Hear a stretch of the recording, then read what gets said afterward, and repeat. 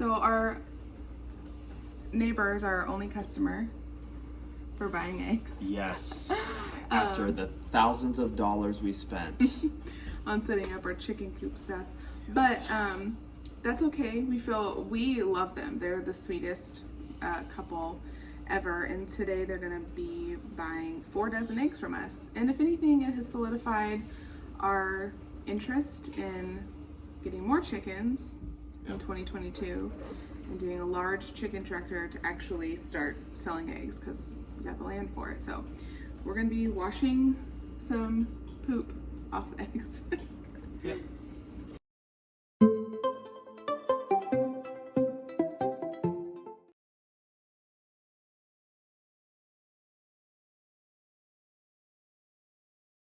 I don't know if it's because we're free ranging them, so they're allowed to like get their attitude out. Yeah. By running around in the bushes and everything. Which, by the way, all of our hens are still here. We haven't, no hawks, no fox. No predators. No predators. Yep. And they go in the forest, like straight up run into the tree line. They go up over the hill.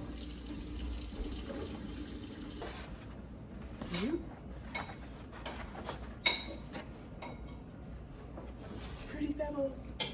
We grew this in our garden this year. It's very homesteader. Yes. Yep. We grew what?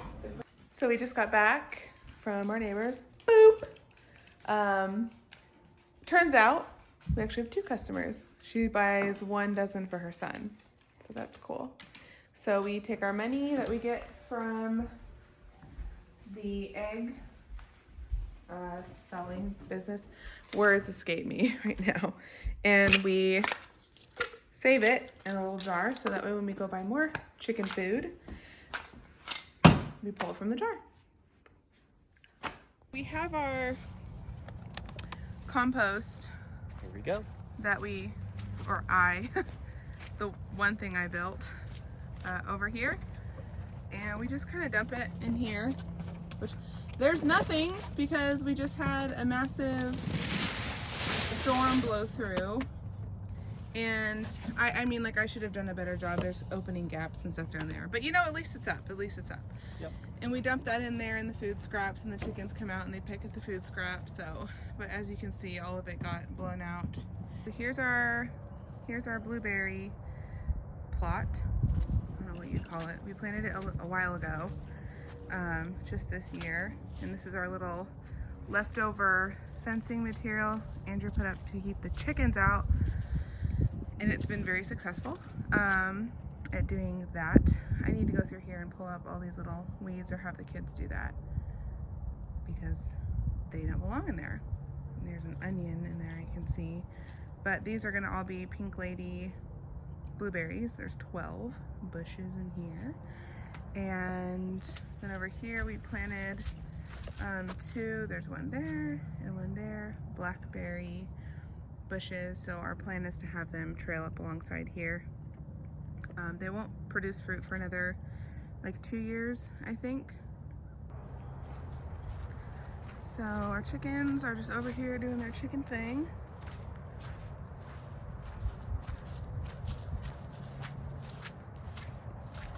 We've had comments in the past about just like, were we concerned about aerial predators or anything like that? And to be honest, in the very beginning, I was like, oh, I never want to lose a chicken. And I know it's our responsibility to take care of them and whatnot, but I think a lot of times people just do too much. And like I said, we still have all of our chickens, and they go in those bushes, like in the tree lines. You'll hear them kicking leaves around, spreading the leaves around. And they just go around. They're like, what is that stand? Normally they don't walk away like this. They're probably just not sure. And they just go through and they actually don't even finish their little trough of food that we give them. They'll have like a few pecks in the morning, but this is what they prefer to do.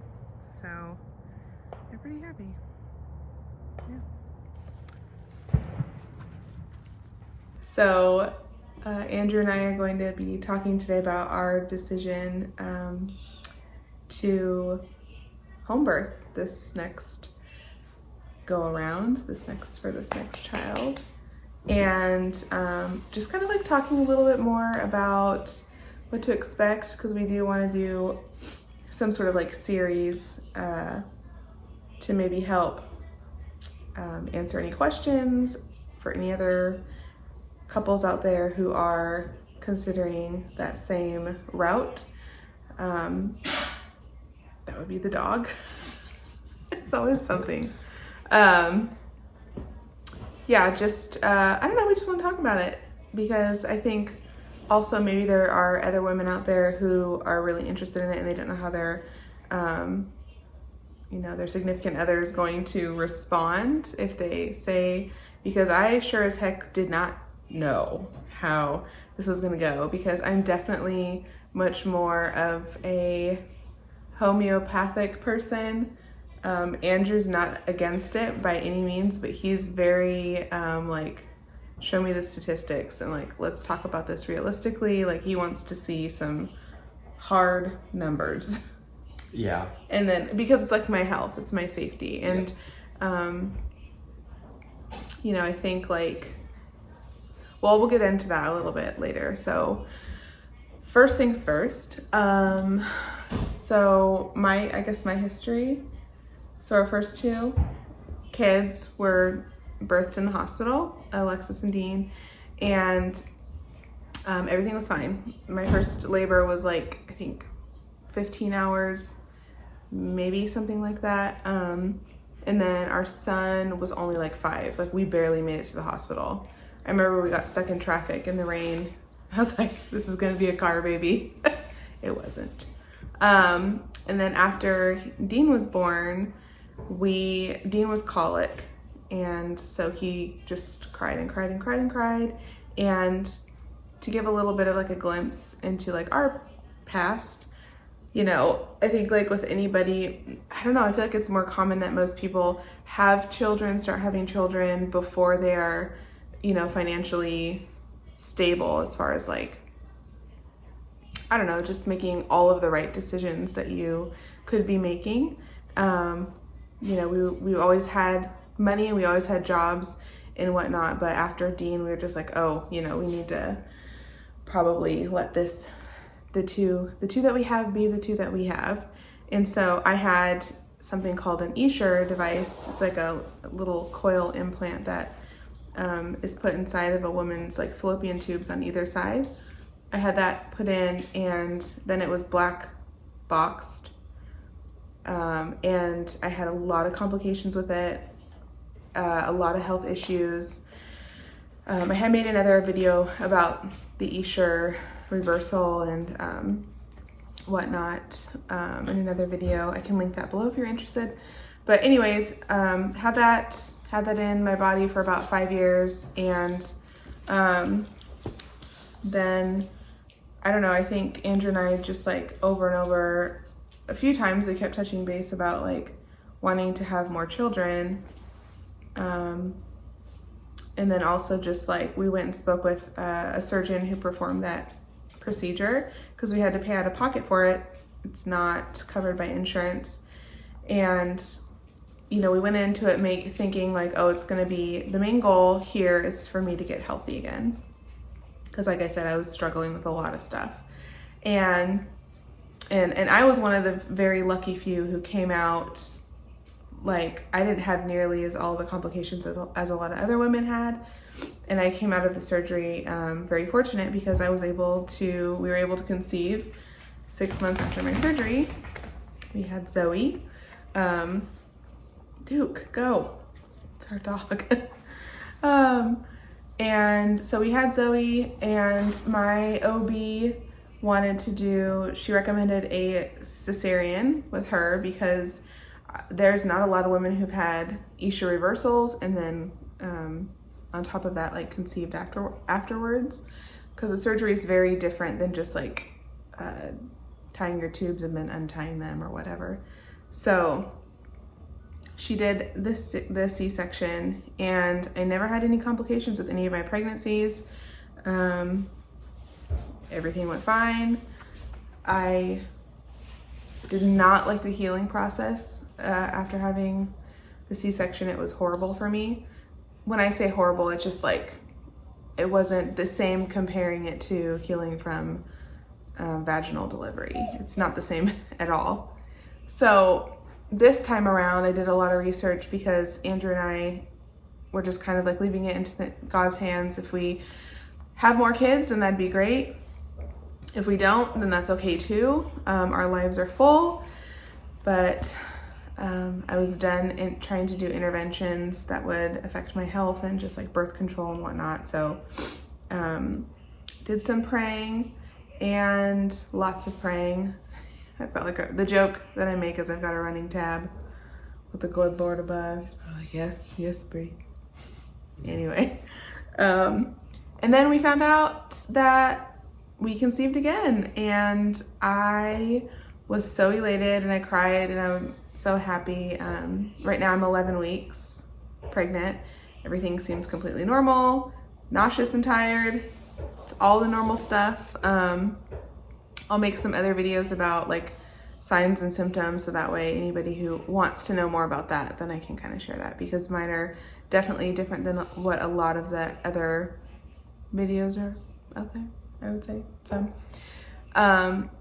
and so with that being said, so you have my medical history now. I knew that I did not want to, well, I envisioned for a while, but probably like 6 months before we even conceived again, that I wanted to do a home birth. Like I kept just imagining it in this house, just kind of like, it would be so great. It's just, I don't want to go back. I don't want to have all the fuss and go back to the hospital and have somebody wake me up every 3 hours telling me to feed my newborn when I've done this before and asking me if I've pooped yet because they're like, well, we can't let you leave.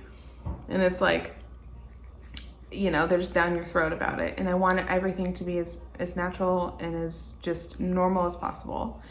So I think like the first thing I just approached Andrew by saying like, how do you feel about a home birth? Or I said like something like, I really want us to look into home birth this time. And I think like the biggest thing is a lot of people get nervous. At least I've been listening to Happy Home Birth podcast, and it seems to be like the most common thing that most women are nervous about is what their spouse is going to say. And to be honest, like Andrew was very open-minded about it. Obviously he still is, because that's what we're choosing to do. It was just like, okay, show me like the information, let's talk about it, because it's not like guys walking around saying, hey, I wonder what a home birth statistics are. So yeah, I mean, we met with a midwife, and it's a company in Knoxville, Tennessee.